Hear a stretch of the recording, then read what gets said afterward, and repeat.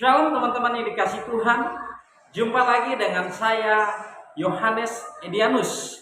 Nah, buat teman-teman yang baru bergabung di channel YouTube Yohanes Edianus, jangan lupa untuk subscribe, like, komen, dan share ke teman-teman yang lain supaya berkembang lebih luas lagi dan menjadi berkat bagi banyak orang.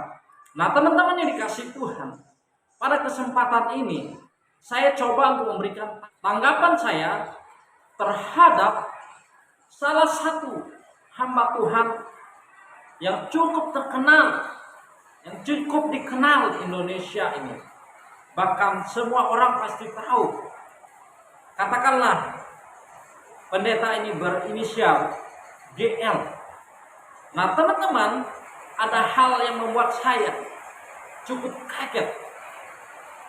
Karena sebetulnya saya juga menyukai hamba Tuhan ini. Nah, tetapi pada kali ini saya benar-benar kaget, teman-teman, ketika melihat salah satu argumen, tanggapan, kritikan yang dilontarkan oleh pendeta GL ini terhadap sebuah kasus yang semestinya tidak perlu dia tanggapi sebagai seorang pendeta, sebagai seorang hamba Tuhan. Karena dia juga bukan seorang pengacara, dia juga bukan bagian dari keluarga dari korban tragedi pembunuhan ini. Dalam sebuah video, pendeta GL ini, dalam tanda kutip, saya menilai dia seolah-olah dia memiliki keyakinan bahwa kasus yang terjadi antara pembunuhan berencana terhadap Brigadir J yang dilakukan oleh Ferdy Sambo, istri beserta ajudan-ajudannya, adalah sebuah peristiwa yang ditimbulkan oleh seorang brigadir. Saya tidak mengatakan seorang Brigadir J. Di situ dia katakan bahwa jangan kita tidak yakin, jangan kita tidak percaya bahwa mana mungkin seorang brigadir, seorang ajudan bisa memperkosa, melakukan tindakan asusila. Jangan katakan tidak mungkin. Nah, kita lihat videonya.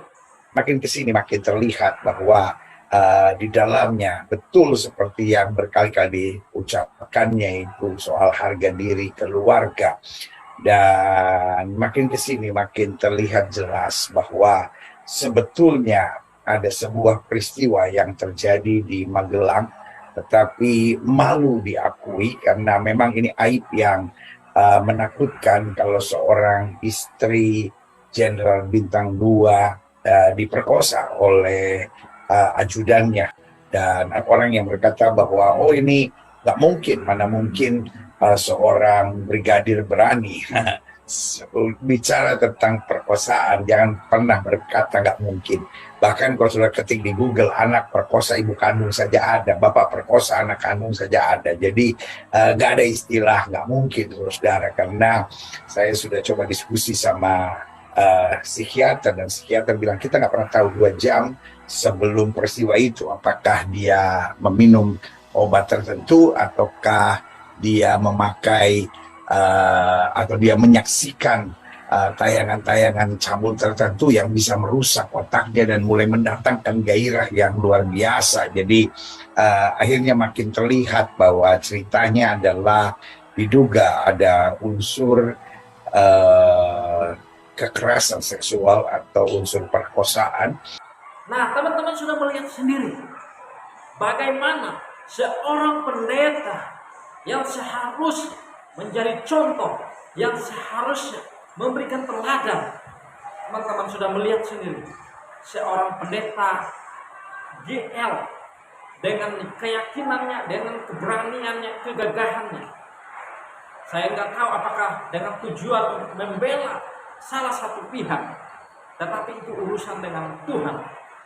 Tetapi pantaskah seorang pendeta, seorang hamba Tuhan melontarkan pernyataan-pernyataan seperti itu yang bukan ranahnya, yang bukan bagiannya, saya katakan sangat-sangat tidak pantas seorang pendeta berani mengatakan bahwa mungkin saja orang brigadir melakukan perkosaan terhadap istri sang jenderal.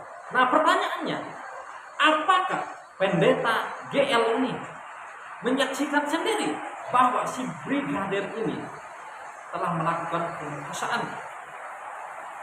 Saya katakan tidak.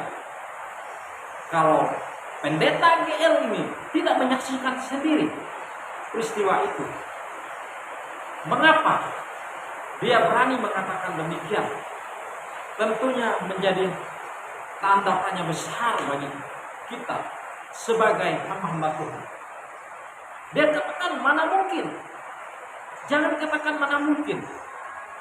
Nah, di situ saya menilai bahwa pendeta GL ini secara langsung atau tidak langsung dia mengatakan bahwa segala sesuatu sangat mungkin terjadi. Nah, artinya bahwa saya mau katakan dengan bahasa saya, artinya begini, sangat-sangat mungkin seorang brigadir memperkosa istri sang jenderal. Nah, saya mau katakan dalam hal ini, pendeta GL, Anda salah total.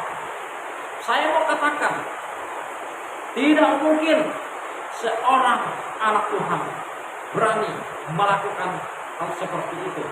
Apalagi yang sudah dianggap sebagai orang tuanya. Dengar baik-baik pendeta GL. Anda sudah salah jalan. Anda membela yang salah. Anda membela sesuatu yang tidak sepatutnya Anda bela. Nah, itu artinya bisa juga terjadi dong kepada pendeta-pendeta. Berarti pendeta juga memiliki kemungkinan besar untuk memperkosa jemaatnya. Kan begitu. Nah, Bapak Pendeta GL yang saya hormati, hanya dua hal yang bisa dilakukan oleh tindakan seperti ini. Artinya, orang yang tidak bertuhan, yang tidak memiliki rasa takut akan Tuhan, yang melakukan hal seperti ini. Kemudian yang kedua, hanya orang yang dikuasai oleh setan. Hanya orang yang hatinya dikuasai oleh setan yang melakukan tindakan seperti ini. Kepada yang terhormat Pendeta GL, saya mau katakan dalam hal ini, Anda sangat-sangat salah. Pernyataan Anda itu sangat-sangat keliru. Tidak sepantasnya Anda sebagai hamba Tuhan melontarkan kata-kata itu. Apa yang Anda lakukan meresahkan orang-orang Kristen, meresahkan banyak jemaat. Sekali lagi saya mau katakan, apakah tidak ada urusan lain sehingga Bapak GL lebih memilih untuk mengurus hal-hal seperti ini? Dalam ajaran Kristen itu sudah sangat jelas, dan saya sangat seyakinnya Bapak sebagai pendeta senior tahu itu hukumnya.